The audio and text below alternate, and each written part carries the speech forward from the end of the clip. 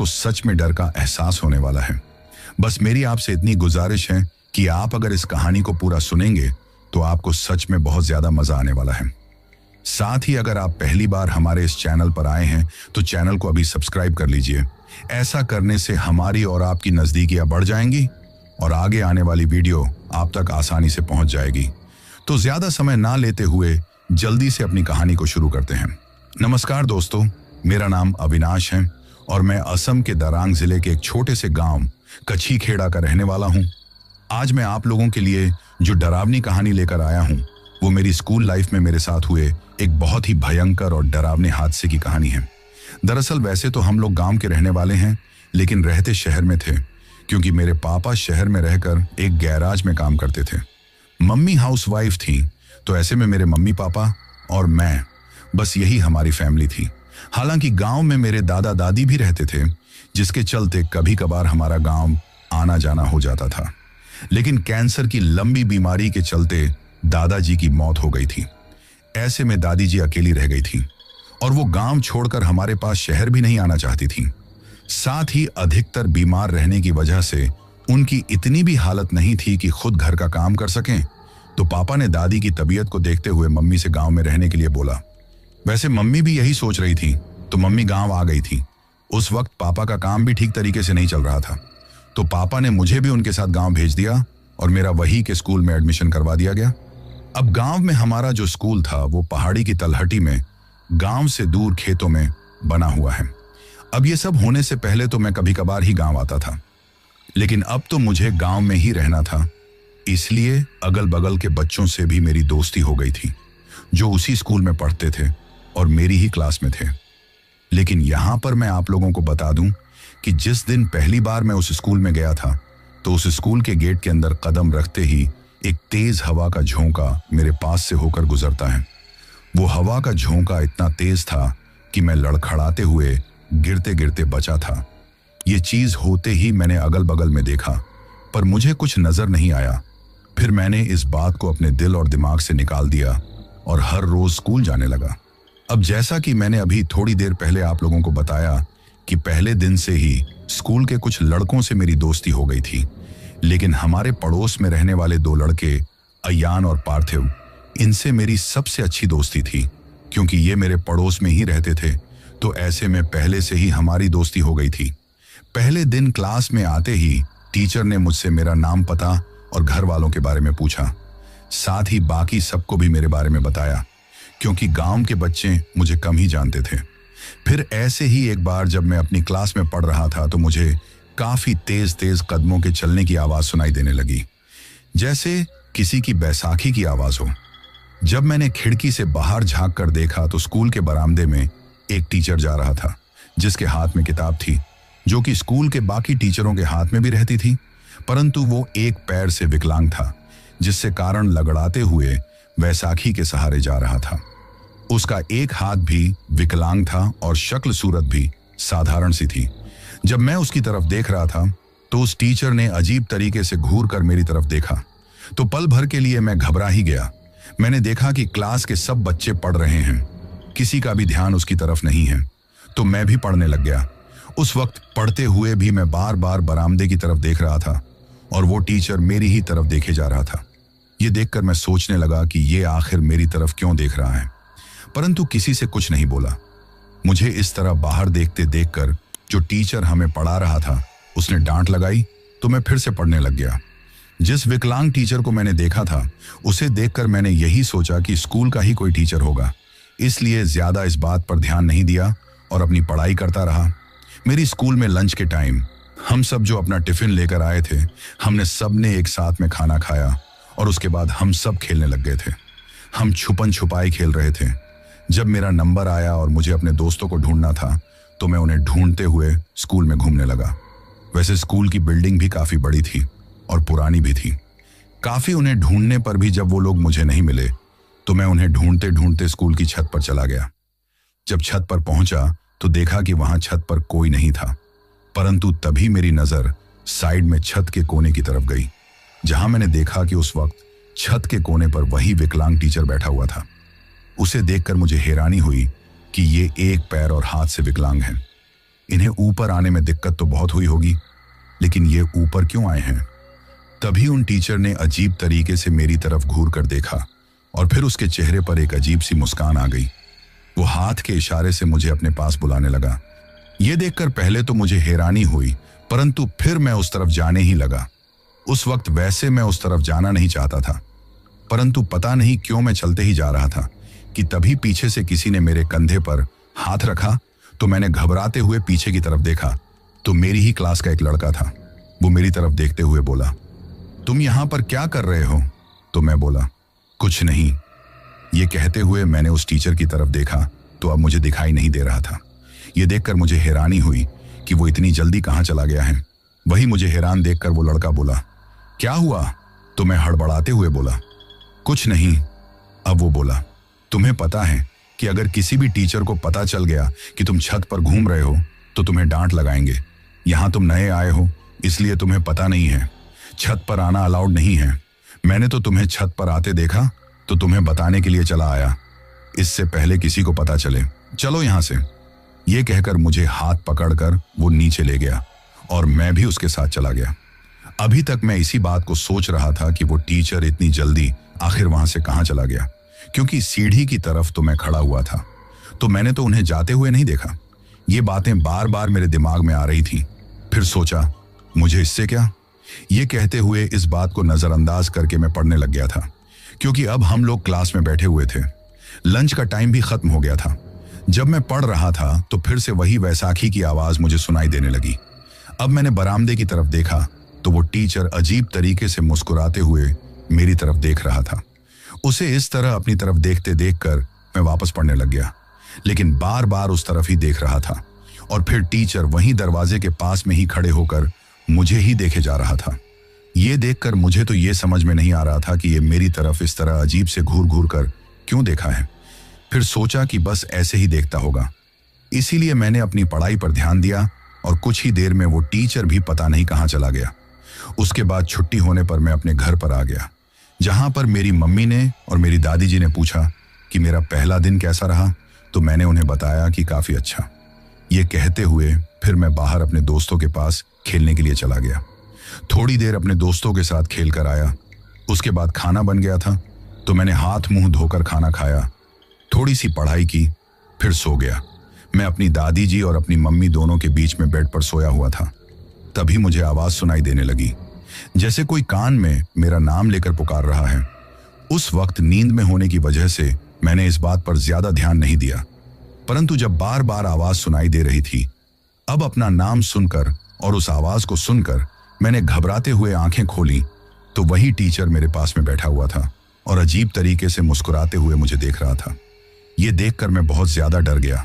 समझ में नहीं आ रहा था कि रात के वक्त आखिर ये हमारे घर पर क्या कर रहा है।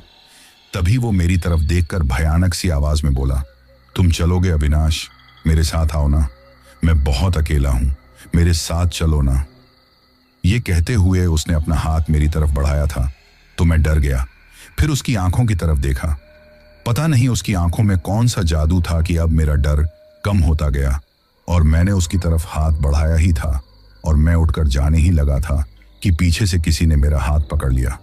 अब जैसे ही किसी ने मेरा हाथ पकड़ा तो जैसे पल भर में ही मैं होश में आ गया। घबराते हुए मैंने पीछे देखा तो मेरी दादी थी। वो मेरी तरफ देखकर बोली, बेटा कहाँ जा रहे हो? ये सुनकर हड़बड़ाते हुए मैंने उस टीचर की तरफ देखा तो वो मुझे दिखाई नहीं दिया। अब तो मेरी हैरानी का ठिकाना ही नहीं रहा कि ये मेरे साथ क्या हो रहा है। ऐसे में मुझे इस तरह परेशान देखकर मेरी दादी बोली, बेटा लगता है तुम्हें नींद में चलने की आदत है, और हाथ पकड़कर मुझे अपने पास सुला लिया। तो मैं वापस सो गया। पर मुझे अब डर लग रहा था कि अभी कुछ देर पहले मैंने उस टीचर को यहाँ देखा था, तो फिर वो कहाँ चला गया। यही सोचते हुए मैं गहरी नींद में सो गया। तभी मुझे सपने में दिखाई देने लगा कि मैं स्कूल की उस छत पर इधर उधर भाग रहा हूँ और वो टीचर एक जगह कोने में बैठे हुए अजीब तरह से मुस्कुराते हुए मेरी तरफ देख रहा था। उस वक्त मैं बहुत ज्यादा डरा हुआ था। मैं चिल्लाना चाहता था लेकिन चिल्ला नहीं पा रहा था। वही वो टीचर फिर मुझे देखकर अजीब तरह से हंसने लगा और देखते ही देखते उसके दांत काफी भयानक हो गए। ये देखकर मेरी तो आवाज गले में ही अटक गई थी। मैंने देखा कि फिर उसका पूरा रूप भी बदल गया था। अब वो बड़ा भयानक सा लग रहा था। पूरे शरीर पर जगह जगह अजीब तरह के खून के से निशान थे। आंखों के नीचे काला गड्ढा था। आंखें पूरी तरह सफेद थीं और उनके मुंह से लगातार खून निकलते जा रहा था। वो इतना ज्यादा भयानक थे कि घबराते हुए हड़बड़ाते हुए मेरी नींद खुल गई। अब डरते हुए मैंने चारों तरफ देखा, लेकिन कुछ भी नजर नहीं आ रहा था। मेरी मम्मी और दादी सोए हुए थे, तो मैंने अपनी मम्मी का हाथ पकड़ा और फिर गहरी नींद में सो गया। उसके बाद मुझे सपने में कुछ भी नहीं दिखाई दिया। सुबह होने पर मैंने इन बातों को एक सपना समझकर नजरअंदाज कर दिया। मैंने तो यही सोचा था कि रात को जो टीचर मुझे अपने कमरे में दिखाई दिया था वो मेरा एक सपना था, इसीलिए इन बातों पर ज्यादा ध्यान नहीं दिया। और फिर स्कूल के लिए तैयार होकर घर से बाहर आया तो अयान और पार्थिव दोनों ही मुझे मिल गए थे, जिनके साथ मैं अपने स्कूल चला गया था। आज भी जब मैं पढ़ाई कर रहा था तो मुझे वही टीचर मुझे अजीब तरीके से घूरते हुए स्कूल में दिखाई दिया था, लेकिन मैंने किसी से कुछ नहीं कहा। फिर लंच के टाइम में मैंने देखा कि वो टीचर मेरी तरफ देखते हुए अजीब तरीके से मुस्कुराते हुए अपनी वैसाखी किसी चलते हुए प्रिंसिपल रूम में चला गया। ये देखकर पता नहीं मुझे क्या हुआ, मैं भी भागते हुए उसके पीछे चला गया। मैं प्रिंसिपल रूम में गया और इधर उधर नजर घुमाकर देखा तो वो टीचर मुझे नजर नहीं आया। सामने चेयर पर प्रिंसिपल सर बैठकर कोई काम कर रहे थे। मुझे आए देखकर बोले, बेटा क्या हुआ? तो मैं हड़बड़ाते हुए बोला, कुछ नहीं, और वापस बाहर आ गया। अब मैं सोचने लगा कि मैंने तो खुद अपनी आंखों से उस टीचर को रूम में जाते हुए देखा है, तो फिर वो रूम में है क्यों नहीं? ये सब कुछ मुझे काफी हैरान कर रहा था। परंतु उसके बाद जब मैं अपनी पढ़ाई करने लगा तो अपनी पढ़ाई में इन सब बातों को एक पल के लिए भूल गया था। उसके बाद स्कूल की छुट्टी होने के बाद मैं घर पर आ गया। रोजाना की तरह खाना खाकर थोड़ी पढ़ाई करके सो गया था। कल की तरह अपनी दादी और अपनी मम्मी के बीच में मैं बेड पर सोया हुआ था कि तभी मुझे कल की ही तरह आवाज सुनाई दी, अविनाश चलो ना मेरे साथ, मैं बहुत अकेला हूं, तुम रहोगे ना मेरे साथ? ये भयानक सी आवाज सुनकर मैंने आंखें खोलकर देखा तो वो टीचर मेरे बेड के पास में था। अब तो मैं उसकी तरफ देखने लगा तो वो अजीब तरह से मुस्कुराने लगा और धीरे धीरे उसके मुंह से खून निकलने लगा था। ये देखकर मेरे होश उड़ गए और मैं चिल्लाने लगा। मुझे इस तरह चिल्लाते देखकर, मेरी आवाज सुनकर मेरी दादी और मम्मी दोनों की नींद खुल गई। उन्होंने पूछा, क्या हुआ? तो मैं कुछ नहीं बोल पाया। ऐसे में उन्होंने सोचा शायद मैंने कोई डरावना सपना देखा है, इसलिए मुझे फिर से सुला दिया और मैं सो गया था। अगले दिन सुबह उठकर मैंने इसे सपना समझकर नजरअंदाज नहीं किया। मैं इसी बारे में सोच रहा था कि आखिर ये सब मुझे क्यों दिखाई दे रहा है, आखिर ये सब है क्या? परंतु मेरा बाल मन उस समय इतना ज्यादा कुछ सोच समझ नहीं पा रहा था। जब मैं पार्थिव और अयान के साथ अपने स्कूल जा रहा था तो रास्ते में मैं उनकी तरफ देखते हुए बोला, स्कूल की वो टीचर है ना जो एक पैर से और एक हाथ से विकलांग है, वो अजीब तरीके से मुझे घूरते रहते हैं और रात को भी ऐसा लगता है जैसे मेरे घर में मेरे कमरे में ही मुझे दिखाई देते हैं। ये सुनकर उन दोनों ने हैरानी से मेरी तरफ देखा और बोले, ऐसा कोई टीचर तो स्कूल में है ही नहीं। अब मैं उनकी तरफ देखकर बोला, ऐसी कैसी बातें करते हो, मैंने खुद अपनी आंखों से उन्हें जाते हुए देखा है। कल तो मैंने उन्हें प्रिंसिपल ऑफिस में जाते हुए देखा था। उसके हाथ में किताब भी थी, देखने में ही लग रहा था कि वो टीचर हैं। तो पार्थिव बोला, टीचर तो क्या, ऐसा कोई इंसान स्कूल में है ही नहीं, तुम्हें दिखाई कहां से दे गया? तो अयान हंसते हुए बोला, कोई भूत प्रेत तो नहीं देख लिया तुमने? तो ये सुनकर मैं बोला, यार कैसी बातें कर रहे हो, मैं सच कह रहा हूं। तो पार्थिव हंसते बोला, ऐसा ही लगता है, कहीं कोई भूत प्रेत तो नहीं देख लिया? अब मैं बोला, नहीं मैंने कोई भूत प्रेत नहीं देखा और वैसे भी भूत प्रेत से मैं डरता भी नहीं हूं। तो अयान मेरी तरफ देखते हुए बोला, इतनी बड़ी बातें ना करो, और तुम्हें पता है हमारे स्कूल के बारे में लोग कहते हैं कि यहां रात के समय कोई आत्मा घूमती है, कोई भूत घूमता है। तब पार्थिव बोला, हाँ यही बात है, तभी तो रात के वक्त इस तरफ कोई भी नहीं आता है। इस स्कूल में रात के वक्त किसी के होने का एहसास होता है, परंतु दिन के वक्त सिर्फ तुम्हें ही भूत दिखाई देता है। ये कहते हुए भी दोनों हंसने लगे और मेरी बात का मजाक बनाने लगे। तो मैं बोला, कैसी बेफिजूल की बातें कर रहे हो? अब अयान बोला, और नहीं तो क्या, सच ही तो बोल रहे हैं। इस तरह बात करते हुए हम स्कूल चले गए। जब आज मुझे वही टीचर, जब मैं क्लासरूम में पढ़ाई कर रहा था तो बाहर बरामदे में घूमते हुए दिखाई दिए, तो अपने पास में बैठे हुए अयान और पार्थिव को मैंने उसे तरफ झांकने के लिए कहा, परंतु उन्हें कुछ भी दिखाई नहीं दिया। साथ में अब तो मुझे भी कुछ भी दिखाई नहीं दे रहा था। यह देखकर मेरे तो समझ में नहीं आ रहा था कि मेरे साथ क्या हो रहा है। इसी तरह लगभग 3 दिन गुजर गए थे। वो टीचर स्कूल में मुझे इसी तरह दिखाई देता था। रात को रोज कमरे मेरे पास खड़ा दिखाई देता था और मुझे अपने साथ चलने के लिए कहता था, परंतु या तो किसी की नींद खुल जाती थी या मैं खुद घबराकर चिल्लाने लगता था। मेरे घर वालों को तो मेरे चिल्लाने की आवाज सुनकर यही लगता था कि मैं सपने में डर जाता हूं, इसलिए किसी ने भी ज्यादा ध्यान नहीं दिया। एक दिन हम तीनों दोस्तों ने ऐसे ही किसी भूत प्रेत की बात पर शर्त लगाई तो अयान और पार्थिव मेरी तरफ देखते हुए बोले, बड़े बहादुर बनते हो ना तुम। अगर इतने ही बहादुर होना तो रात के वक्त अपनी स्कूल में 1 घंटे रुक कर दिखाओ, तब हम माने कि तुम बहादुर हो। तो अयान बोला, और नहीं तो क्या, वैसे ही बड़ी बड़ी बातें करते हो, वरना सबसे बड़ी डरपोक हो तुम। अब मैंने भी उनकी बातों को अपने दिलो दिमाग पर ले लिया। अब मैंने कहा, ठीक है, मैं आज रात को इस स्कूल में रुक कर बताऊंगा, फिर तुम लोग मुझे क्या दोगे। मुझे तो अयान और पार्थिव बोले, जो तुम बोलोगे वो, लेकिन आज की रात तुम्हें यहीं पर रुकना है। अब मैंने भी हाँ में सिर हिला दिया। मुझे नहीं पता था कि इस तरह मुझे बिना सोचे समझे हाँ नहीं करनी चाहिए थी, क्योंकि ये करके मैं अपनी जिंदगी की सबसे बड़ी गलती कर रहा था। अब हम तीनों ने तय कर लिया था कि आज रात को हम लोग स्कूल में आएंगे और मैं लगभग 1 घंटे स्कूल की मेन रुक कर बताऊंगा। ऐसे में छुट्टी बाद में रोजाना की तरह अपने कपड़े बदलकर मैं खेलने के लिए बाहर गया। तो इसी बात को लेकर हम तीनों दोस्तों में बातें हुई। फिर घर आकर मैंने खाना खाया और रात को जब मेरी मम्मी और दादी दोनों सो गईं, तो मैं चुपके से ही अपने घर से निकल आया। वही घर के बाहर मुझे अयान और पार्थिव भी मिल गए। अब तीनों ही हम नादानी में बेवकूफ़ी करने के लिए जा रहे हैं और उस स्कूल के पास में पहुंच गए। अब स्कूल को दूर से देखकर ही अयान और पार्थिव दोनों को डर सा लगने लगा। अब उन दोनों को घबराते हुए देखकर मैं बोला, तुम दोनों को इतनी दूर से ही डर लगने लगा और मुझे डरपोक बोलते हो?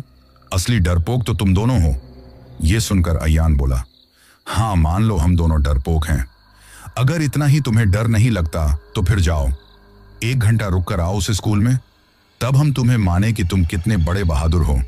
वैसे सच बताऊं तो अंधेरे में एक पल मुझे भी डर लग रहा था, लेकिन फिर मैंने बड़ी हिम्मत के साथ कहा, क्यों नहीं, और मैं वहां चला गया। वैसे भी हमारी स्कूल के बाहर गेट पर लॉक नहीं लगाया जाता था, बस ऐसे ही सांकल बंद की जाती थी, क्योंकि स्कूल में भूत होने के डर की वजह से कोई भी स्कूल की तरफ आता नहीं था और कमरों के तो वैसे ही लॉक लगाया जाता है। अब मैं उस गेट को खोल और अंदर आ गया। उस वक्त घबराते हुए अपने चारों तरफ अंधेरे में मैं चारों तरफ देखने लगा। तभी मुझे ऐसा लगा जैसे कोई मेरे पीछे पीछे मेरे साथ में चल रहा है। ये महसूस होते ही मैंने पीछे की तरफ देखा तो कुछ भी नजर नहीं आया। तभी अजीब सी आवाज मुझे अपने चारों तरफ से आने लगी, साथ में तेज तेज हवाएं चलने लगी। तो फिर मैंने घबराते हुए चारों तरफ देखा तो जो पेड़ पौधे थे बस उनके ही पत्तों की आवाज आ रही थी। तो मैं हिम्मत करके अपने आप से बोला, मैं डरपोक नहीं हूं। ये कहते हुए मैं आगे बढ़ने लगा। जब आगे बढ़ रहा था तो ऐसा लगा जैसे कोई मेरे पास में होकर गुजर गया हो और मेरे कान में कुछ बोल कर गया है, लेकिन क्या बोला मेरे तो खुद ही समझ में नहीं आया। घबराते हुए इधर उधर देखने पर भी कुछ नजर नहीं आया। पीछे की तरफ देखा तो स्कूल से बाहर टॉर्च लिए हुए अयान और पार्थिव मेरी तरफ देख रहे थे। अब तो उनके आंखों के सामने बहादुर बनने के लिए मैं आगे बढ़ता ही गया। अब स्कूल के बरामदे में आकर मैंने स्कूल के बाहर की तरफ देखा तो अयान और पार्थिव दोनों की टॉर्च मुझे दिखाई नहीं दी। ये देखकर एक पल के लिए तो मैं घबरा गया। फिर सोचने लगा कि शायद दोनों ने ये देखने के लिए कि मैं डर कर भाग कर वापस ना आ जाऊं, उन्होंने जानबूझकर अपनी टॉर्च बंद कर ली होगी, परंतु मुझे भी दिखाना है कि मैं डरपोक नहीं हूं। ये सोचकर मैं आगे बढ़ने लगा। तभी जैसे पीछे से किसी ने मेरे कंधे पर हाथ रखा तो मैंने घबराते हुए पीछे की तरफ देखा, लेकिन कुछ भी नजर नहीं आया। तो अब मैं घबराते हुए थोड़ा आगे बढ़ने लगा था। उम्र भी इतनी नहीं थी, डर तो लग रहा था। तभी अचानक स्कूल के कमरों के जो दरवाजे लगे हुए थे ना, उनमें से एक कमरे में ऐसा लगने लगा जैसे भीतर से कोई दरवाजा खटखटा रहा है और बार बार दरवाजा खोलने के लिए बोल रहा है। यह महसूस होते ही मैंने उस तरफ देखा। दरवाजा खटखटाना की आवाज आ रही थी और साथ में किसी की भयानक आवाज सुनाई दे रही थी, बाहर निकलो, मुझे खोलो इसे। ये सुनकर तो मैं डर गया, क्योंकि दरवाजा बाहर से लॉक था। मैं अपने आप से डरते हुए बोला, रात के इस वक्त कमरे में कौन हो सकता है? ये सोचते हुए मैं उस दरवाजे के पास गया और सुनने की कोशिश की कि कौन है। तभी पास के कमरे का दरवाजा खटखटाने की आवाज आई। ये सुनकर मैंने घबराते हुए उस तरफ देखा था कि तभी अचानक सभी कमरों के दरवाजा खटखटाने की आवाज आने लगी। ऐसे में कभी इधर का तो कभी उधर का दरवाजा खटखटाने की आवाज आ रही थी, जिन्हें देखकर मुझे बहुत डर लगने लगा था और मैं घबराते हुए बोला, कौन है? ये कहते हुए मैं थोड़ा आगे घबराते हुए भागने की लगा था। तभी अजीब सी आवाज मुझे सुनाई देने लगी, जो स्कूल के पीछे की तरफ से आ रही थी। ये सुनकर मैंने सोचा, शायद अयान और पार्थिव दोनों मुझे डराने के लिए ऐसा कर रहे हैं। तो मैं आवाज लगाते हुए बोला, तुम दोनों चाहे कुछ भी कर लो, लेकिन मैं नहीं डरने वाला। ये कहते हुए भी मुझे बहुत ज्यादा डर लग रहा था। पीछे से वही वैशाखी की आवाज मुझे सुनाई देने लगी थी, जो और दिन सुनाई देती थी। अब मैंने घबराते हुए पीछे की तरफ मुड़कर देखा तो मुझे कुछ भी नजर नहीं आ रहा था। तभी भी बैसाखी की आवाज है मुझे अपने आगे से सुनाई देने लगी। तुम्हें और ज्यादा घबरा गया। अब घबराते हुए बोला, कौन है, कौन है? ये कहते हुए आगे बढ़ रहा था। सच बताऊं तो एक पल भी मैं वहां नहीं रुकना चाहता था, लेकिन क्या करूं, अपनी शर्त को पूरा करने के लिए रुकना था, क्योंकि मैं सोच रहा था कि अगर मैं घबराकर यहां से भाग जाऊंगा ना, तो वे लोग फिर मेरा मजाक बनाएंगे और मैं अपना मजाक बनते हुए नहीं देख सकता था। ऐसे में तभी आगे बढ़ते बढ़ते किसी चीज से ठुकराकर मैं नीचे गिर गया, जिससे मेरे पैर में चोट लग गई थी। तो मैंने देखा तो कुछ भी नजर नहीं आया। अब मैं सोचने लगा कि फिर मैं किसी चीज से ठुकराकर गिरा हूं। ये सोचते हुए आगे की तरफ देखा तो वही टीचर मुझे आगे खड़े हुए दिखाई दिए, जिसके एक हाथ में वैशाखी थी, जिसे देखकर मैं एक पल के लिए डर गया और हिम्मत करके बोला, सर आप इस वक्त यहां? ये सुनकर वो मेरी तरफ देखकर अजीब तरह से मुस्कुराने लगे और फिर बोले, मेरे साथ यही रहना अविनाश, मैं बहुत अकेला हूं। ये सुनकर मैंने ठीक तरह से उनकी तरफ देखा तो अजीब तरह से मुस्कुराते हुए धीरे धीरे उनका रूप बदलने लगा था, जो इतना भयानक हो गया था कि जिसे देखकर मैं बहुत ज्यादा घबरा गया। अब मैं घबरा कर पीछे की तरफ खिसकने लगा तो वो मेरी तरफ बढ़ने लगा। यह देखकर मैं भागने लगा तो वो अचानक लंगड़ाते हुए मेरे पीछे भागने लगे। ऐसे में भागते हुए मैं स्कूल के गेट के पास आया, जिसे मैं खुला छोड़कर ही गया था, परंतु अब वो गेट बंद था। मैं बार बार उस गेट को खोलने की कोशिश कर रहा था, परंतु वो गेट नहीं खुल रहा था। ऐसे में घबराते हुए मैं चिल्लाने लगा और गेट खोलने के लिए कहने लगा, परंतु ना तो मुझे अयान दिखाई दिया, ना मुझे पार्थिव दिखाई दिया। ये देखकर मैं बहुत ज्यादा डर गया। उन दोनों का नाम लेकर घबराते हुए बोला, खोलो इसे, वरना वो मुझे मार डालेगा, खोलो इसे। परंतु किसी ने भी गेट नहीं खोला। तभी मेरी नजर मेरी थोड़ी ऊपर गई। गेट के ऊपर वही टीचर बैठा हुआ था, वही भयानक चेहरा। ये देखकर मैं डरते हुए पीछे की तरफ खिसकते हुए वापस भागते हुए स्कूल के बरामदे में आ गया। मैं रोते हुए चिल्ला रहा था, लेकिन जैसी मेरी आवाज सुनने वाला वहां कोई नहीं था। तभी मुझे एक अजीब तरह की आवाज अपने चारों तरफ सुनाई देने लगी। धीरे धीरे वो आवाज बहुत तेज होती जा रही थी। ये सुनकर तो मैं बहुत ज्यादा डर गया और भागते भागते मैं ऊपर छत पर चला गया। उस वक्त घबराहट की वजह से मुझे पता ही नहीं चला कि मैं भागते हुए कब छत पर आ गया, परंतु फिर अपने आप को छत पर देखकर मैं बहुत ज्यादा डर गया। मैं वहां से नीचे उतरने के लिए वापस भागने लगा, लेकिन सीढ़ियों की तरफ वही टीचर खड़े होकर अजीब तरह से मेरी तरफ देख रहा था। उसका वही भयानक डरावना चेहरा मुझे बहुत ज्यादा डरा रहा था। तभी वो टीचर मेरी तरफ बढ़ने लगा तो मैं घबराते हुए पीछे की तरफ खिसकते हुए अब मैं रोते हुए अपनी मम्मी और अपनी दादी को आवाज लगाने लगा, लेकिन वहां उस सुनसान इलाके में मेरी आवाज सुनने वाला कोई नहीं था। तभी वो टीचर मेरी तरफ देखते हुए भयानक आवाज में बोला, तुम्हें मेरे साथ ही रहना होगा, यहां मैं बहुत अकेला हूं। ये कहते हुए वो मेरी तरफ बढ़ने लगा तो घबराते हुए पीछे की तरफ खिसकते हुए मैं छत के कोने पर चला गया। अब वो टीचर जैसे मुझे छत पर से नीचे कूदने के लिए कहने लगा। उसकी भयानक आवाज चारों तरफ सुनाई देने लगी। अब मैं बहुत ज्यादा घबरा रहा था तो वो गुस्से में भयानक आवाज में चिल्लाते हुए बोला, अविनाश नीचे कूद जाओ, मैं हूं ना, फिर तुम हमेशा मेरे साथ रहोगे, नीचे कूद जाओ। लेकिन मैं तो बहुत ज्यादा डर रहा था। ऐसे में फिर घबराते हुए मैं भागते हुए उसके पास से भागते हुए गुजर गया। उसने मुझे पकड़ने की कोशिश की, लेकिन मैं भागते हुए सीढ़ियों से उतरकर नीचे की तरफ आ गया। अब नीचे उतरकर मैं उस बरामदे में भागने लगा तो मुझे अपने चारों तरफ से भयानक हंसने की आवाज सुनाई देने लगी। ये देखकर डरते हुए मैं बरामदे से बाहर निकलता कि तभी अचानक उल्टा लटकते हुए वो टीचर मेरे सामने आ गया। उसे इस तरह उल्टा लटकते हुए ये देखकर मैं खुद भी हैरान था, साथ में बहुत ज्यादा डर गया था, क्योंकि वो टीचर ऊपर छज्जे पर से नीचे की तरफ उल्टा लटक रहा था। उसके पैर काफी लंबे लग रहे थे। ये देखकर घबराते हुए अब मुझ में इतनी हिम्मत नहीं थी कि मैं भाग सकूं। मैं बहुत ज्यादा डर गया था।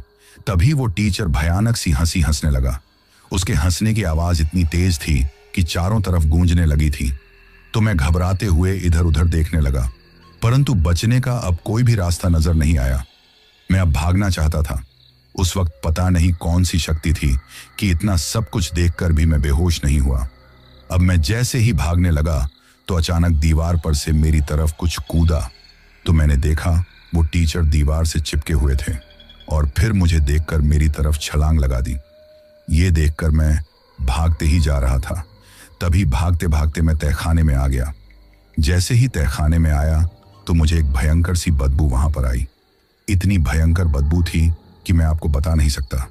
अब घबराते हुए चारों तरफ देखा तो पूरे तहखाने में जाले लगे हुए थे, जैसे बरसों से वहां कोई नहीं आया है, और बहुत सारा कबाड़ी सामान पड़ा हुआ था। ये देखकर मैं कुछ समझ पाता, उससे पहले ही सारा सामान हवा में इधर उधर उड़ने लगा था। उस वक्त घबराहट की वजह से मेरी आवाज भी नहीं निकल पा रही थी। तभी वहां पर रखे हुए कुछ सामान मेरी तरफ आने लगे तो मैं घबराते हुए एक कोने में बैठ गया। मैंने देखा कि तभी वो टीचर अजीब तरीके से मुझे कमरे में देखते जा रहा था, और उस कोने में बैठे बैठे अब मुझे ऐसा लगने लगा जैसे मैं नींद में ना चला जाऊं। मुझे बहुत ज्यादा नींद आने लगी। अचानक इस तरह नींद आते देखकर भी मैं डर गया था, क्योंकि मैं डर रहा था कि अगर मैं सो गया तो वो टीचर मुझे मार डालेगा। ऐसे में घबराहट की वजह से चाहते हुए भी मैं नहीं सो रहा था, और वहीं छुपकर बैठे हुए मैं उस भयानक से टीचर की तरफ देख रहा था। तभी उसकी नजर मेरी तरफ पड़ी तो मेरी तो सांसें ही गले में अटक गई। अब बिना देरी करते हुए मैं उठकर तहखाने से बाहर की तरफ भागने लगा तो उसकी भयानक आवाज मुझे सुनाई देने लगी। मैं भागते ही जा रहा था, समझ में नहीं आ रहा था क्या करूं। तभी मुझे मेरी दादी की बात याद आई, जो मुझे कहानियां सुनाते हुए हर वक्त बताती थी कि भगवान के मंदिर में भूत प्रेत कभी आ नहीं सकते। तो ऐसे में मैं जो सरस्वती माता का मंदिर था उसमें भागते हुए चला गया। जब मैंने जाकर मंदिर का दरवाजा खोला तो उस टीचर की भयानक चीखें चारों तरफ गूंजने लगी, परंतु बिना पीछे की तरफ देखे मंदिर के अंदर जाकर मैं वहां जाकर घबराते हुए बैठ गया। तभी मैंने देखा कि वो टीचर भयानक रूप से चलते हुए मेरे पीछे भागते हुए जा रहा था, परंतु मुझे मंदिर में देखकर जैसे ही वो मंदिर की तरफ बढ़ने लगा तो अचानक घबराते हुए पीछे की तरफ खिसकने लगा। ये देखकर मैं डरते हुए उस तरफ देख रहा था। वो टीचर जोर जोर से भयानक आवाज निकाल रहा था, मुझे अपने पास बुला रहा था, परंतु मैं बहुत ज्यादा डर गया और थर थर कांपते हुए मंदिर में बैठा रहा।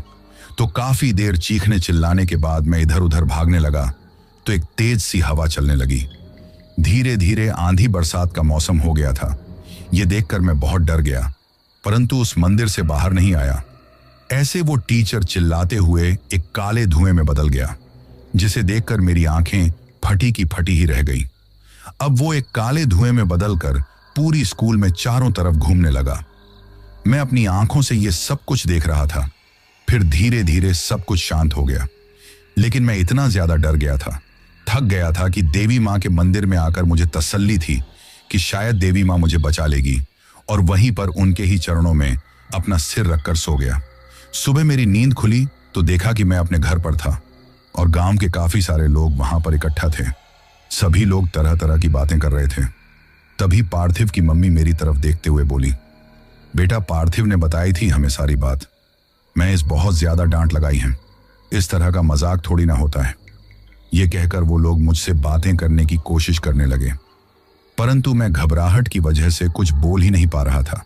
हर कोई मुझसे सवाल पर सवाल कर रहा था। ये देखकर मेरी दादी बोली कि अभी इसकी हालत ठीक नहीं है, इससे कुछ ना बोलो। ये सुनकर सभी लोग चुप हो गए और मेरा हाल चाल जानकर मुझे होश में देखकर फिर अपने अपने घर की तरफ चले गए थे। उस वक्त मम्मी बहुत ज्यादा रो रही थी। दादी समझा रही थी कि भगवान का शुक्र है, अयान और पार्थिव ने आकर सारी सच्चाई घर पर बता दी और हम लोग इसे ढूंढने के लिए चले गए, वरना पता नहीं क्या होता। ये कहते हुए बातें कर रही थी। उस वक्त जब वो बातें कर रही थी तभी मुझे पता चला था कि मेरे चिल्लाने की आवाज सुनकर अयान और पार्थिव बहुत ज्यादा डर गए थे और वहां से भागते हुए घर आ गए, जहां उनके घर वाले उन्हें ही ढूंढ रहे थे। जब उनसे से पूछा कि वो कहां से आए हैं तो उन्होंने डरते हुए सारी सच्चाई बता दी। ये सुनकर उनके भी होश उड़ गए और हमारे घर पर आकर उन्होंने सारी सच्चाई बताई, जहां मेरी मम्मी और दादी भी मुझे घबराते हुए ढूंढ रही थी। फिर गांव के सब लोग मिलकर स्कूल में गए और मुझे देवी माँ के मंदिर में से उठाकर लेकर आए थे। अब हर कोई यही बातें कर रहा था कि पता नहीं वहां मेरे साथ क्या हुआ है। अब लोग तो चले गए थे, परंतु मैं दादी और मम्मी की बातें सुनते जा रहा था। तभी मैं रात के बारे में सोचने लगा। जो कुछ मेरे साथ हुआ था उन सब के बारे में सोचने लगा तो इतना ज्यादा डर गया कि घबराते हुए चिल्लाने लगा। तो मेरी मम्मी घबराते हुए मुझे संभालते हुए बोली, तुम ठीक हो बेटा? परंतु मैं बहुत ज्यादा डर रहा था।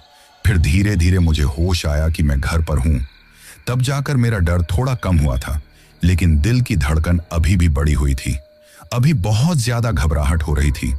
उस दिन मेरी हालत देखकर गांव के सब बच्चे इतने ज्यादा डर गए थे कि स्कूल में ही नहीं गए, क्योंकि अयान और पार्थिव के मुंह से उन्होंने सुन लिया था कि मैं रात को बहुत तेज चिल्ला रहा था। ऐसे में उन्हें लग रहा था कि स्कूल में भूत हैं। ऐसे में कोई भी वहां पर नहीं जाना चाहता था। दोपहर के वक्त जब मैं अपने घर पर ही सो रहा था तो मुझे ऐसा लगा जैसे किसी ने मेरे पैर में चिकोटी काटी है। ये महसूस होते ही मेरी हड़बड़ाते हुए नींद खुल गई, परंतु मुझे कोई भी नजर नहीं आया। अब घबराते हुए मैं चारों तरफ देखने लगा। तभी मेरी दादी मेरे पास आते हुए बोली, क्या हुआ बेटा? तो मैं कुछ नहीं बोल पाया और सो गया। तभी मुझे एहसास हुआ जैसे कोई मेरे कान में बोल रहा है। ध्यान से सुना तो ये उसी टीचर की आवाज थी जो बार बार कह रहा था, अविनाश तुम मेरे साथ ही रहना, मैं बहुत अकेला रहता हूं, चलो ना अविनाश, मेरे साथ चलो। ये कहते हुए मुझे जैसे अपने पास बुलाने की कोशिश कर रहा था। अब मैंने घबराते हुए आंखें खोलकर देखा, लेकिन कोई भी मुझे नजर नहीं आया। परंतु मैं इतना ज्यादा डर गया था कि सोते हुए भी मुझे डर लग रहा था। धीरे धीरे इसी तरह शाम हो गई थी। अड़ोस पड़ोस के लोग बार बार मेरे समाचार पूछने के लिए आ रहे थे, लेकिन मुझे गुमसुम और चुपचाप देखकर मेरी मम्मी और दादी बहुत ज्यादा परेशान थीं। लोग भी बातें बना रहे थे, कह रहे थे कि मैं मंदिर में था इसीलिए जिंदा बच गया, वरना शायद मेरा बचना मुश्किल ही था। उनकी बातें मेरी दादी और मम्मी को और ज्यादा डरा रही थी। शाम तक पापा भी आ गए थे। उन्होंने मम्मी को डांट भी लगाई कि उन्होंने मेरा ध्यान नहीं रखा कि मैं रात को घर से निकालकर स्कूल की तरफ कब चला गया था। वही मेरी हालत देखकर वो भी परेशान थे। रात को जब मैं सो रहा था तो मुझे ऐसा लगने लगा जैसे मेरे कानों में आवाज गूंज रही है। धीरे धीरे आवाज और तेज आती गई। वही टीचर मुझे भयानक आवाज में अपने पास बुला रहा था, जिसकी वजह से मैं नींद में भी बहुत ज्यादा घबरा रहा था, लेकिन आंखें नहीं खोल पा रहा था। तभी मुझे एहसास हुआ जैसे मैं हवा में उड़ रहा हूं। यह महसूस होते ही हड़बड़ाते हुए आंखें खोली तो सच में ऐसा ही था। मैं हवा में ही लहरा रहा था। यह देखकर मैं बहुत ज्यादा डर गया। सामने देखा तो वही भयानक चेहरे वाला टीचर बैठे हुए मेरी तरफ अजीब तरह से मुस्कुराते हुए देख रहा था। मेरी दादी और मम्मी मुझे बीच में लेकर ही सो रही थी। पापा बरामदे में ही सो रहे थे। तभी वो टीचर मेरे पास आकर जोर जोर से रोने लगा और मेरी तरफ देखकर बोला, अविनाश मेरे साथ चलो ना, मैं बहुत अकेला हूं। ये कहते हुए उसने अपना हाथ मेरी तरफ बढ़ाया तो उसका हाथ अजीब तरह से आगे बढ़ने लगा। उसके हाथों के नाखून भी पहले की बजाय अजीब से हो गए थे, जैसे हाथों में नाखून भी नहीं थे। ये देखकर अब मैं चिल्लाना चाहता था, लेकिन चिल्ला नहीं पा रहा था। तभी एक भयानक आवाज मेरे कानों में गूंजी, अविनाश मेरे साथ चलो ना, मैं बहुत अकेला हूं। यह सुनकर मैं हाथ पैर पीटने लगा, अपने आप को बचाने की कोशिश करने लगा, परंतु चाहते हुए भी कुछ कर नहीं पा रहा था। वो टीचर अजीब तरह से मेरी तरफ देखकर मुस्कुराते हुए मेरे पास आया और मेरा हाथ पकड़ लिया। ये देखकर मैं अपना हाथ छुड़ाना चाहता था, परंतु वो हवा में ही खींचते हुए मुझे जबरदस्ती अपने साथ ले जाने लगा। अब मेरे तो सोचने समझने की शक्ति ही खत्म हो गई थी। ऐसा लग रहा था जैसे आंखें अभी कुछ ही देर में बंद हो जाएगी, लेकिन मैं जबरदस्ती आंखों को खोलने की कोशिश कर रहा था। तभी अचानक मेरी मम्मी की नींद खुल गई तो मुझे इस तरह हवा में लहराते देखकर उसकी चीख निकल गई। जैसे ही वो चिल्लाई तो धम्म से बेड पर आकर गिर गया, लेकिन बहुत ज्यादा घबरा गया था। मम्मी ने भागकर मुझे गले लगा लिया। मैंने घबराते हुए दरवाजे की तरफ देखा। अब वो टीचर मुझे कहीं भी दिखाई नहीं दे रहा था, लेकिन मेरी सांसें उखड़ रही थीं। मैं बहुत ज्यादा डर गया था। उस वक्त मम्मी के चिल्लाने की आवाज सुनकर मेरी दादी जी और पापा दोनों जाग गए। अब पापा आकर पूछने लगे तो मम्मी घबराते हुए कुछ बोल नहीं पा रही थी। साथ में मेरी हालत देखकर भी दादी जी और पापा बहुत ज्यादा घबरा गए। अब पापा और दादी ने ज्यादा पूछा तो मम्मी ने हिम्मत करके घबराते हुए सारी बात बताई, जिसे सुनकर तो पापा और दादी दोनों के होश उड़ गए। उस रात घबराते हुए मैं कुछ नहीं बोल पाया था। मैं बहुत ज्यादा डर गया था। सोचने समझने की शक्ति ही खत्म हो गई थी। मेरी हालत देखते हुए और मेरी चिंता में अब घबराते हुए घर में कोई भी नहीं सो पाया था। सुबह होते ही पड़ोस के कुछ लोग मेरी हालत जानने के लिए आ गए थे। अब पापा की बात सुनकर कि रात में मेरे साथ क्या हुआ था, ये जानकर भी लोग काफी ज्यादा परेशान हो गए। धीरे धीरे पूरे गांव में ये बात फैल गई। ऐसे में हमारे घर पर गांव के सारे लोग इकट्ठा हो गए थे। वही गांव में भी अब एक डर का माहौल फैल गया था। हर कोई स्कूल के नाम से डरने लगा। हर कोई अपने बच्चों को नहीं भेजना चाहता ताकि उनके साथ गलत ना हो जाए। बार बार हर कोई यही कह रहा था कि उस विकलांग टीचर की आत्मा वहां पर घूमती है, जिसने ही शायद मुझे डराया है। ये कहते हुए सब लोग मेरे बारे में ही बातें कर रहे थे। तभी उन लोगों से मुझे एक बात सुनने को आई कि सालों पहले जब स्कूल में एक नया टीचर आया था जो एक पैर और एक हाथ से लाचार था, वो बैसाखी की मदद से चला करता था। उसकी शक्ल सूरत भी ठीक तरीके की नहीं थी। ऐसे में उसके रूप रंग को देखकर स्कूल में हर कोई मजाक बनाता था। यहां तक कि स्टाफ की टीचर भी उससे ठीक तरह से बातें नहीं करते थे। कभी कभार बात ही बातों में उसके ऊपर कोई बात हंसते हुए बोल दी जाती थी, जो वैसे तो मजाक में होती थी, परंतु उस टीचर के दिलों दिमाग पर जाकर लगती थी। वैसे क्लासरूम में भी बच्चे भी उसका मजाक बनाने में, शरारत करने में पीछे नहीं रहते थे।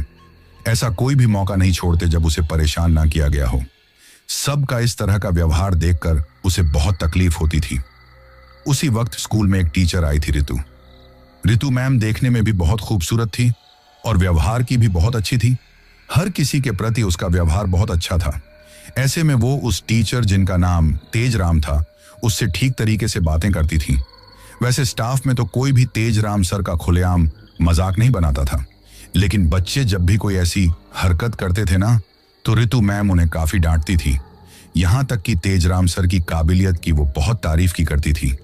ऐसे में तेजराम सर भी अब उससे ठीक तरीके से बातें करने लग गए थे और कुछ ही समय में दोनों के बीच अच्छी दोस्ती हो गई थी। अब तेजराम सर मन ही मन में रितु मैम से प्यार करने लगे थे, क्योंकि उन्हें जिंदगी में पहली बार कोई ऐसा इंसान मिला था जिसने उससे ठीक तरह से बातें की थी। उसकी कमी को ना देखकर उसकी खूबी को देखा था। उसका मजाक ना बनाकर उसकी काबिलियत की तारीफ की थी। वरना लोगों का तो क्या, उसके घर वालों ने भी कभी उनसे ठीक तरह से बातें नहीं की थी, ना कोई और उनसे ठीक तरह से बातें करता था। परंतु रितु मैम वो जैसे उनकी हर तकलीफ समझती थी। तेजराम सर के प्रति रितु मैम की हमदर्दी ने तेजराम सर के दिलो दिमाग में एक प्यार का रूप ले लिया था। परंतु ये तेजराम सर का एक तरफा प्यार था, क्योंकि रितु मैम के दिलो दिमाग में तेजराम सर को लेकर ऐसी कोई भी बातें नहीं थी। धीरे धीरे इसी तरह दिन गुजर रहे थे, लेकिन एक दिन ऐसा कुछ हुआ जिसकी कभी तेज राम सर ने सपने में भी कल्पना नहीं की थी। हुआ ये था कि सुबह स्कूल के वक्त एक दिन रितु मैम मिठाई का डिब्बा लेकर स्कूल में आई और सभी को मिठाई देने लगी। उस वक्त उन्हें इतना खुश देखकर और मिठाई देने का कारण पूछने पर उन्होंने सभी को बताया कि उसका रिश्ता तय हो गया है। जब तेजराम सर ने यह सुना तो उनके तो होश उड़ गए थे, क्योंकि उन्हें तो लगता था कि जिस तरह वो रितु मैम को चाहते हैं उसी तरह वो भी उन्हें चाहती होगी। परंतु आज उनके रिश्ते की बात सुनकर वो बहुत ज्यादा परेशान हो गए थे। स्कूल में, स्टाफ में भी इस बारे में लोगों को पहले शक था कि रितु मैम की हमदर्दी को तेजराम सर प्यार समझते हैं। ऐसे में लोग पीठ पीछे उनका मजाक भी बनाते थे। परंतु अब तेजराम सर की सूरत देखकर सबको हंसी आ रही थी। हर कोई मजाक ही मजाक में या बातों को घुमा फिरा कर तेज राम कर के ऊपर कमेंट कर रहा था। साथ में ही रितु मैम से जानबूझकर उनकी शादी की चर्चा कर रहे थे, जिसकी तेज राम सर उन्हें बहुत ज्यादा तकलीफ हो रही थी। वही रितु मैम इन सबसे अनजान थी। ऐसे में तेजराम सर को उदास और परेशान देखकर जब रितु मैम ने अकेले में तेजराम सर से उदास रहने का कारण पूछा, तो तेजराम सर उन्होंने हिम्मत करके जब रितु मैम को अपने दिल की बात बताई, रितु के तो होश उड़ गए। उस वक्त भी उन्होंने शांति से काम लिया और तेजराम सर को समझाने की कोशिश की कि ऐसा उनके दिल में कुछ भी नहीं है। परंतु तेजराम सर तो जबरदस्ती अपने प्यार को उनके ऊपर थोपना चाहते थे। तो रितु मैम को भी गुस्सा आ गया और वो उनकी तरफ देखते हुए गुस्से में बोली, आपने सोच भी कैसे लिया कि मैं आपसे शादी करूंगी? आप कहां और मैं कहां? हम दोनों का कोई मेल नहीं है। अरे इंसानियत के नाते मैंने आपसे अच्छे से बातें क्या कर ली कि आप मेरे बारे में ऐसे सोचते हैं? आज के बाद मेरे सामने कभी इस तरह की फालतू बात भी मत करना। यह कहकर वो गुस्से में उस दिन स्कूल से जल्दी ही छुट्टी लेकर घर चली गई थी। वैसे ही लोगों का व्यवहार तो पहले ही उसे तकलीफ पहुंचाता था, लेकिन आज रितु मैम के मुंह से ये सब कुछ सुनकर तेजराम सर का तो दिल ही टूट गया था। इन सब की वजह से उन्हें बहुत तकलीफ में हो रही थी। वैसे वो पड़ोस के ही गांव का रहने वाला था। स्कूल की छुट्टी होने पर अपने घर चला गया था। अगले दिन स्कूल में आकर उसने रितु मैम के आने का इंतजार किया, लेकिन रितु मैम नहीं आई थी। किसी से पता चला कि उसकी शादी की तैयारी में बिजी है। वही रितु मैम जब तेजराम सर से कह रही थी कि वो उनसे प्यार नहीं करती, तभी वही की एक टीचर ने यह बात सुन ली थी और पूरे स्टाफ में यह बात बोल दी थी, जिससे हर कोई तेजराम सर का मजाक बनाने लगा था। एक तो तेजराम सर पहले ही इस बात से तकलीफ में थे कि रितु, जिससे वो बहुत ज्यादा प्यार करते थे, वो किसी और से शादी कर रही हैं, उसे दूर जा रही हैं। ये सब कुछ करता उसके लिए बर्दाश्त करना मुश्किल था। ऊपर से सभी के ताने, इन सब से वो बहुत ज्यादा दुखी हो गए थे। ऐसे में उन्होंने अकेले रहना शुरू कर दिया। वो किसी से ज्यादा बातें नहीं करते थे, ना किसी के पास बैठते थे। यहां तक कि उनका स्वभाव भी चिड़चिड़ा हो गया था, जिसकी वजह से वो बच्चों पर जरा सी शरारत करने पर अपना गुस्सा निकालने लगे थे, उन्हें डांट देते थे। ऐसे में कुछ शरारती बच्चे जो कि उसका होमवर्क भी नहीं करके लाते थे और उनका मजाक बनाते थे, एक दिन तेजराम सर ने गुस्से में आकर उनके ऊपर हाथ उठा दिया था, जिससे वे बहुत ज्यादा गुस्सा हो गए और उन चारों बच्चों ने एक शरारत सूझी। उन्हें तेजराम सर से बदला लेना था, लेकिन इस शरारत में उन्हें यह भी नहीं पता था कि क्या होने वाला है। एक दिन जब रितु मैम स्कूल आई तो तेजराम सर ने उनसे बात करने की कोशिश की, लेकिन उन्होंने उनसे ठीक तरह से बातें भी नहीं की। ये देखकर उन बच्चों ने एक प्लान बनाया और लंच के टाइम तेजराम सर से कहा कि रितु मैम उन्हें ऊपर छत पर अकेले बुला रही हैं। ये सुनकर तेजराम सर बहुत खुश हो गए। सोचा कि शायद अब सब ठीक हो जाएगा, और वो जैसे तैसे छत पर चढ़ गए। वैसे ही विकलांग थे, उनसे छत पर चढ़ा नहीं जाता था, परंतु जैसे तैसे चढ़ गए थे। वहां जाकर उन्होंने देखा रितु मैम नहीं थी। तो तेजराम सर ने पीछे देखा तो वहीं चारों बच्चे खड़े हुए थे, जो कि 10वीं क्लास के स्टूडेंट थे। तो ये देखकर तेजराम सर गुस्से में उन पर चिल्लाने लगे, तो उन बच्चों ने उनके हाथ से उनकी बैसाखियां छीन ली। इसके लिए बिना चलना तेजराम सर के लिए बहुत मुश्किल था। वो अब उनका मजाक बनाते हुए चारों तरफ भागने लगे और तेजराम सर उनसे बैसाखी छीनने की कोशिश करने लगा। ये देखकर उन बच्चों ने तेजराम सर की बैसाखियों को छज्जे पर रख दिया और तेजराम सर से लेने के लिए कहा। यह देखकर तेजराम सर ने बहुत कहा कि वे उन्हें वापस बैसाखियां लाकर दे दें, लेकिन वे सभी बच्चे भागते हुए नीचे आ गए थे, क्योंकि स्कूल का लंच टाइम खत्म हो गया था। ये देखकर तेजराम सर किसी को आवाज लगाते तो सभी बच्चे अपनी क्लासरूम में चले गए थे और सारा स्टाफ ऑफिस में था, तो किसी ने भी शायद उनके चिल्लाने की आवाज नहीं सुनी। तेजराम सर ऊपर छत पर किस हाल में हैं, इस बारे में किसी को पता नहीं चला था। यह देखकर तेजराम सर जैसे ही अपनी बैसाखियां लेने लगे तो उनका संतुलन बिगड़ गया और वो छत से नीचे गिर गए, जिससे नीचे पड़े हुए पत्थरों से उनका सिर टकराकर फट गया था। उनके मुंह से खून निकल आया था। वैसे जब वो छत पर से गिरे थे ना, तभी स्कूल के ही एक टीचर ने क्लासरूम में जाते वक्त उन्हें गिरते हुए देख लिया और उन्होंने आवाज देकर सबको बुलाया। तेजराम सर उनकी हालत को देखकर उन्हें तुरंत अस्पताल पहुंचाया, लेकिन वहां पहुंचने से पहले ही उन्होंने तड़पते हुए अपनी जान दे दी थी। अचानक स्कूल में हुए इस हादसे की वजह से हर कोई बहुत ज्यादा परेशान हो गया। वो चारों बच्चे तो बहुत ज्यादा डर गए थे, लेकिन बाकी के बच्चों ने जिन्होंने तेज राम सर से बातें करते हुए उन बच्चों को देखा था, छत पर जाते देखा था। उन्होंने ये बात प्रिंसिपल सर को बताई। ऐसे में चारों बच्चों ने अपना गुनाह भी कबूल कर लिया। अगले दिन पुलिस भी आई, पूछताछ हुई और उन चारों बच्चों को बाल सुधार गृह भेज दिया गया, जहां 18 साल का होने पर उन्हें छुट्टी मिल गई थी। और मेरे लिए यह सबसे हैरानी की बात थी कि उन चारों बच्चों में एक मेरे पापा भी थे, जिन्होंने नादानी में यह सब कुछ किया था कि तेज राम सर की जान ही चली गई। 18 साल के होने के बाद जब पापा बाल सुधार गृह से घर आए तो मेरे दादाजी ने लोगों के तानों से बचने के लिए उन्हें शहर भेज दिया, जहां पर जाकर वो एक गैराज में काम करने लगे। वैसे मेरे पापा कभी कभार ही गांव आते थे। ये सारी बातें अब मुझे पता चल चुकी थी। वैसे लोगों का कहना है कि जब से तेज राम सर की मौत हुई थी तभी से हर रात को तेज राम सर की आत्मा उस स्कूल में घूमती है। उसके चिल्लाने की आवाज साफ सुनाई देती है। लेकिन कुछ लोग इसे बस झूठी अफवाह बोल देते थे तो कुछ लोग यकीन भी कर लेते थे। कुछ लोग इन सबको फालतू की बातें बता देते थे। चाहे जो हो, पर स्कूल में पढ़ने वाले बच्चों को दिन के समय कभी भी ऐसा कोई एहसास नहीं हुआ जिससे ये महसूस हो कि तेज राम सर की आत्मा अब भी उसी स्कूल में घूमती है। परंतु मेरे साथ जो हादसा हुआ था उसके बाद लोगों को अब धीरे धीरे यकीन होने लगा था कि तेज राम सर की आत्मा सच में ही उस स्कूल में घूमती है। लोगों का तो ये भी कहना था कि शायद तेज राम सर की आत्मा मुझसे अपने पापा का बदला लेने के लिए आई है। मेरे पापा इन सब की वजह से बहुत तकलीफ में थे। वैसे तेज राम सर की मौत के बाद भी उन्हें अपनी गलतियों का पछतावा हुआ था, परंतु वो चाहते हुए अब कुछ भी नहीं कर सकते थे। वही अब हर किसी को लगने लगा था तो उस टीचर की आत्मा मुझे हमेशा के लिए अपने साथ ले जाएगी। ऐसे में मेरे घर वाले भी बहुत तकलीफ में थे। अब गांव के कुछ लोगों ने मेरे घर वालों को पास के ही गांव में रहने वाले जोगी बाबा के बारे में बताया, जो भूत प्रेत जैसी बांधा दूर करते थे। ऐसे में मेरे पापा और अड़ोस पड़ोस के गांव के कुछ लोग मुझे उनके पास लेकर मुझे गए। जब मेरे पापा ने और गांव के लोगों ने जोगी बाबा को मेरे साथ हुई घटना के बारे में सारी बातें सुनने के बाद उन्होंने आंखें बंद की और कहा कि वो आत्मा इसके पीछे पड़ी हुई है तो इसे अपने साथ ले जाकर ही मानेगी। ये सुनकर मेरे पापा बहुत ज्यादा घबरा गए। तभी जोगी बाबा ने आंखें खोलकर कहा कि वैसे उस टीचर की आत्मा हमेशा उस स्कूल में घूमती है, लेकिन किसी को भी वो दिखाई नहीं दी। सिर्फ मुझे छोड़कर जब पहले दिन ही मैंने उस आत्मा को देखा, उसकी तरफ देखा, तो उस आत्मा को एहसास हो गया कि मैं उसे देख सकता हूं, जिसकी वजह से उस आत्मा की मैं आवाज भी सुन सकता हूं।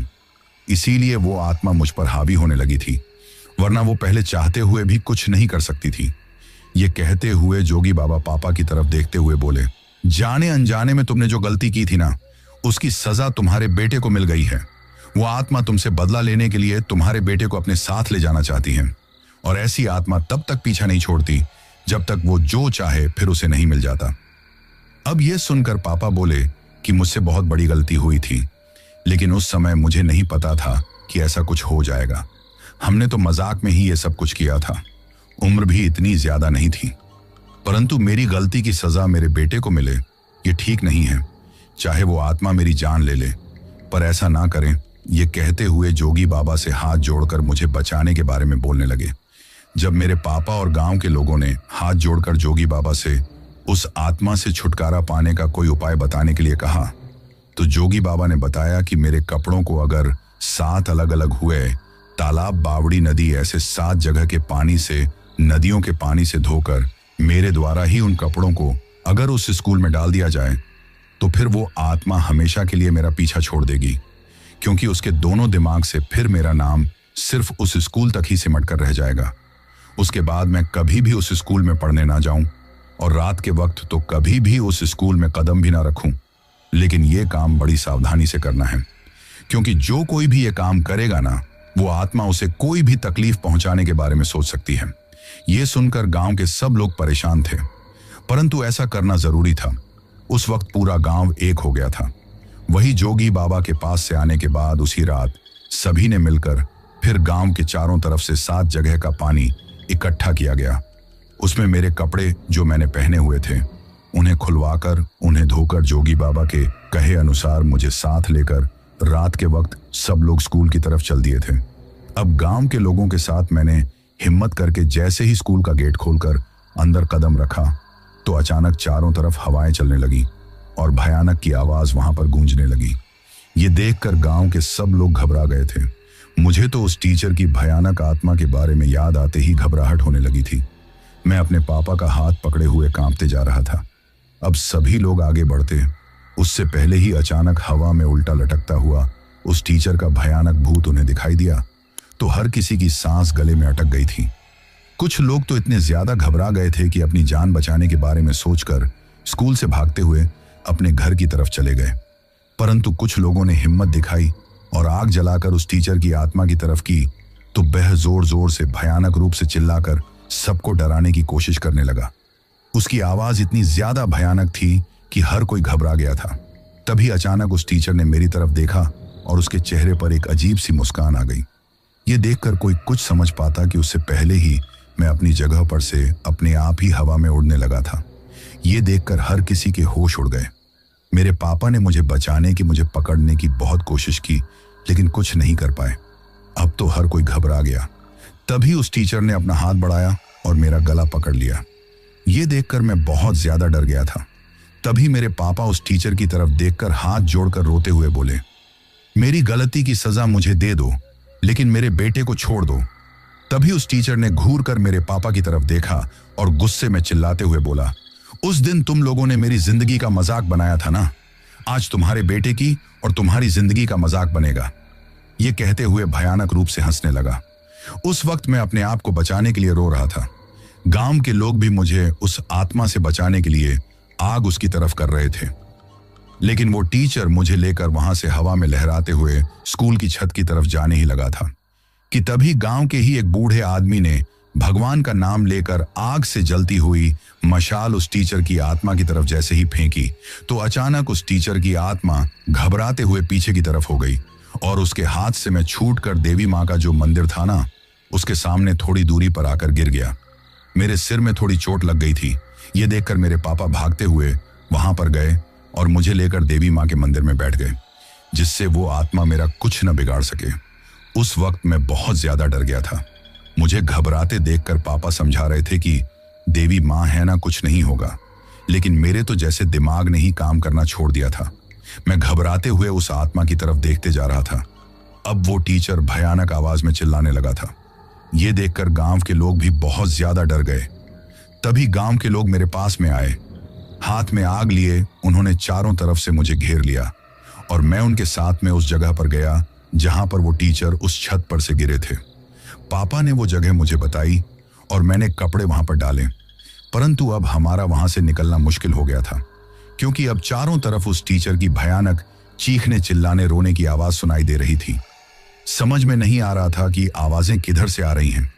आत्मा तो अब दिखाई नहीं दे रही थी, बस आवाजें ही चारों तरफ से सुनाई दे रही थी।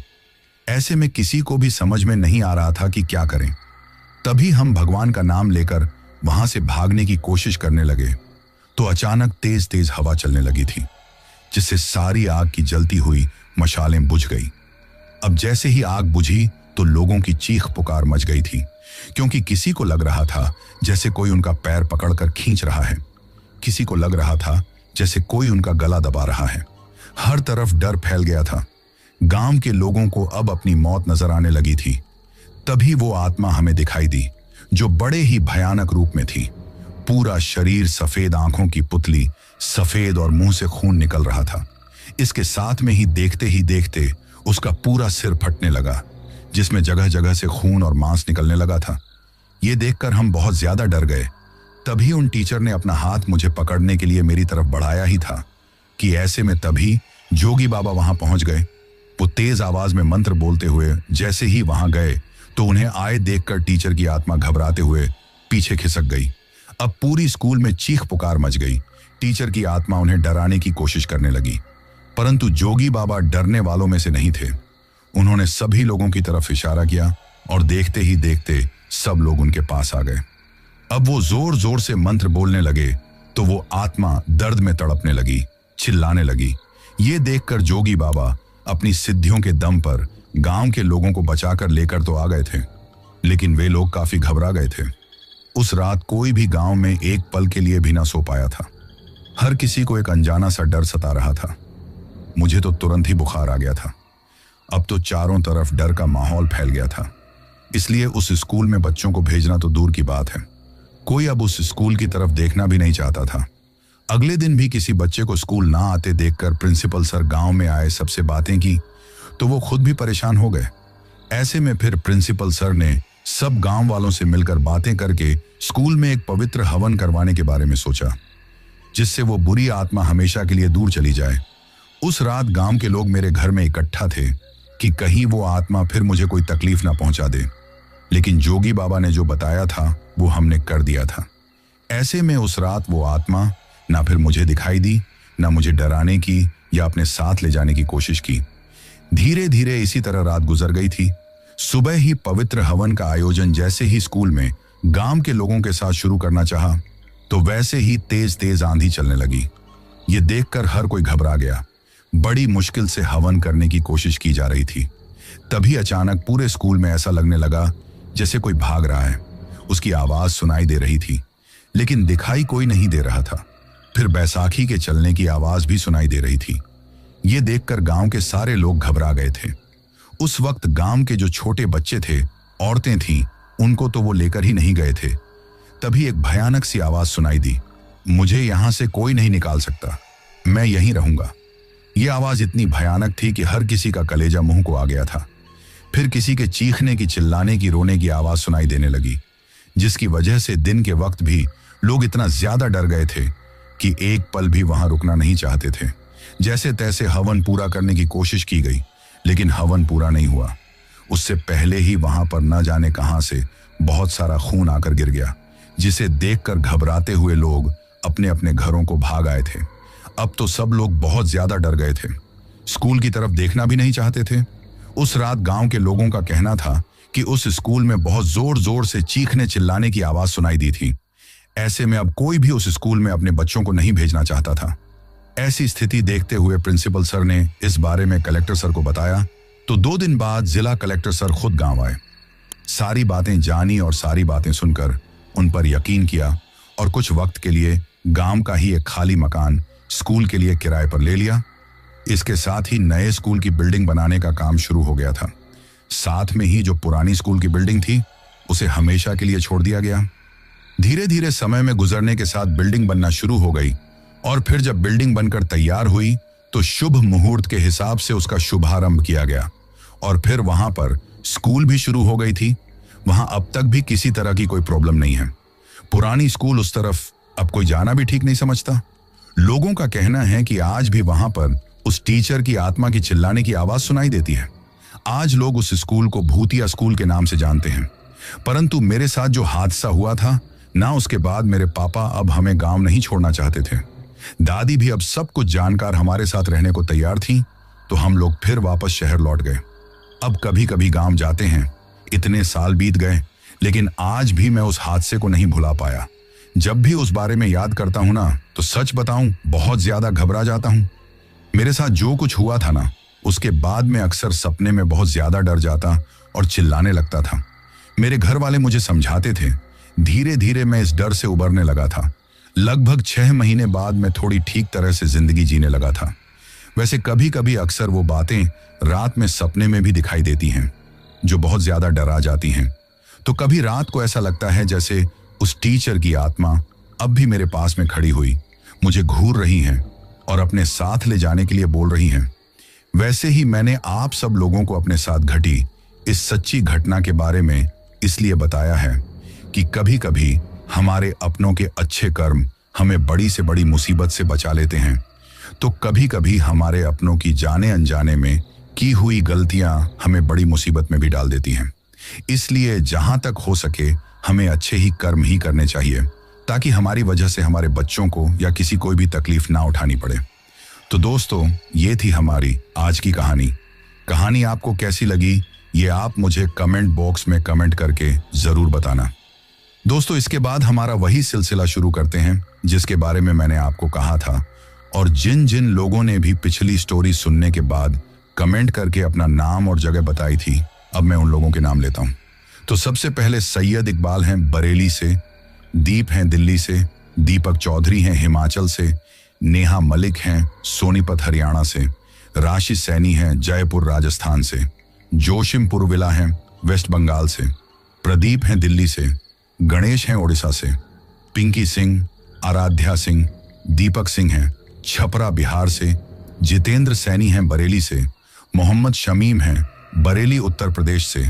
फहीम हैं महाराष्ट्र से। विकास मौर्य हैं उत्तर प्रदेश से। रूबिन लांबा हैं सऊदी अरब से। मुबारक हैं गोरखपुर से। जब्बार खान हैं महाराष्ट्र से।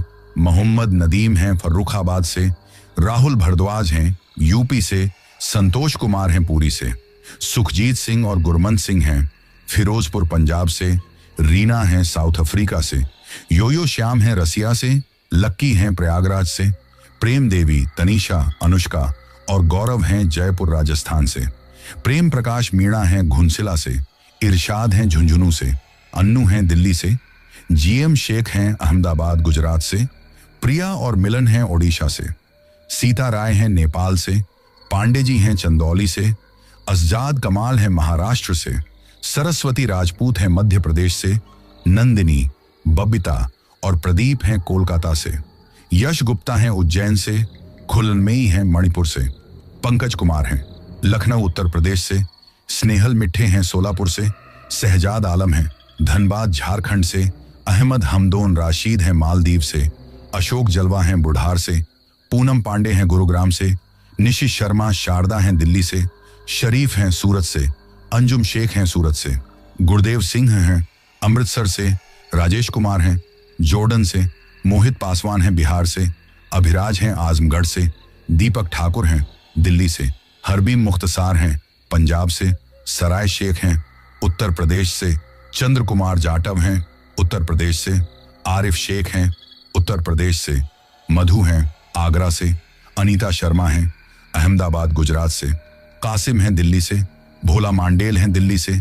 मेहुल वर्मा हैं प्रयागराज से। मदीना हैं पाकिस्तान से। असलम कुरैशी हैं सऊदी अरब से। नरेंद्र सिंह, कृतिका सिंह, दिव्यास सिंह, इशिका सिंह और अंशिका सिंह हैं सुजानगढ़ राजस्थान से। कृष्ण चंद्र हैं उत्तर प्रदेश से।